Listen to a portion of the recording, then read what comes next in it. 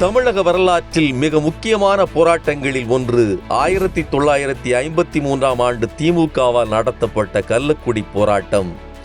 ராஜாஜி அரசால் கொண்டுவரப்பட்ட குலக்கல்வி திட்டத்தை எதிர்த்தும் இந்தி திணிப்புக்கு எதிராக போராடியவர்களை நான்சென்ஸ் என்று விமர்சித்த ஒன்றிய பிரதமர் நேருவை கண்டித்தும் தமிழ்நாட்டில் வடவர் ஆதிக்கத்தை முறியடிக்கும் நோக்கோடு கள்ளக்குடி பெயர் மாற்றத்தை கண்டித்தும் மும்முனை போராட்டத்தை அறிவித்தார் அறிஞர் அண்ணா.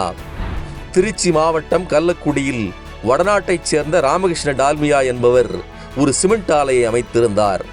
அதன் பொருட்டு அவ்வூரின் பெயரை டால்மியாபுரம் என்று மாற்றியது அன்றைய ராஜாஜி அரசு. இதை கண்டித்து 1953 ஜூலை 15 அன்று மாபெரும் போராட்டத்தை நிகழ்த்தியது திமுக. அந்த போராட்டத்திற்கு தலைமை தாங்கினார் டாக்டர் கலைஞர். கள்ளக்குடி ரயில் நிலைய பெயர் பலகையில் டால்மியாபுரம் என்று இருக்கும் இடத்தில் கள்ளக்குடி என்று பெயர் கொண்ட காகிதத்தை ஒட்டுவது என்பதுதான் திட்டம். ஆனால் அந்த காகிதத்தை கிழிக்காமல் இருந்தால் போராட்டம் நீர்த்து போகும் என்ற எண்ணத்தோடு காத்திருந்தது காவல்துறை. எவரும் எதிர்பாராத வகையில் திட்டத்தை மாற்றியமைத்தார் கலைஞர். கள்ளக்குடி பெயர் மாற்றத்தை அரசு ஏற்கும் வரை போராடுவோம் என்று ரயில் மறியல் போராட்டத்தை அறிவித்தார். கலைஞர் தலைமையிலான போராட்ட குழு 5 பேர்களாக பிரிந்து ரயில் மறியல் செய்வது என்ற திட்டத்தோடு தண்டவாளத்தில் இறங்கினர். முதல் அணியாக முன்னின்று தண்டவாளத்தில் தலை வைத்தார் கலைஞர். தண்டவாளத்தில் படுத்திருந்தவர்களை நோக்கி புகைவண்டியை செலுத்தி அச்சுறுத்தினர்.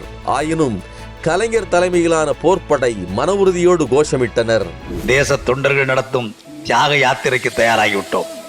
கடைசியாக ஒரு முறை கதிரவனை பார்த்தேன், கள்ளக்குடியை பார்த்து கொண்டேன், என்னை சீராட்டிய தமிழ் மாதாவை ஆசை தீர பார்த்து கொண்டேன், எதிரே நின்றவர்களையும் பார்த்து கொண்டேன்.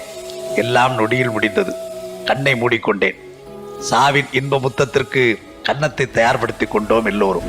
போராட்டக்காரர்கள் மற்றும் திரண்டிருந்த பொதுமக்கள் என அனைவரையும் கலைந்து போகச் சொல்லி நடந்த துப்பாக்கிச் சூட்டில் கழக தொண்டர்கள் கேசவன், நடராஜன் உட்பட 6 பேர் கொல்லப்பட்டனர். நூற்றுக்கணக்கானோர் படுகாயமடைந்தனர். 5000 பேர் கைது செய்யப்பட்டனர். இந்தியை திணிக்கும் ஒன்றிய அரசின் ஆணவ போக்கையும் சனாதனத்தை பாதுகாக்கும் ராஜாஜியின் குலக்கல்வி திட்டத்தையும் ஒரு சேர வீழ்த்தியது கள்ளக்குடி போராட்டம். போராட்டத்தின் போக்கை மாற்றிய கலைஞரின் முடிவு அண்ணாவிற்கு ஆரம்பத்தில் மன வருத்தத்தை ஏற்படுத்தியது. ஆனால் அப்போராட்டமே பின்னாளில் திமுக ஆட்சி அமைப்பதற்கு காரணமாக அமைந்தது.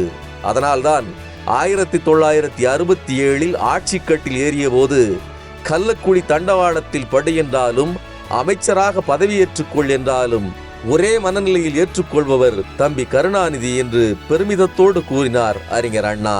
கள்ளக்குடி கொண்ட கருணாநிதி வாழ்கவே, கள்ளக்குடி கொண்ட கருணாநிதி வாழ்கவே, மக்கள் உள்ளம்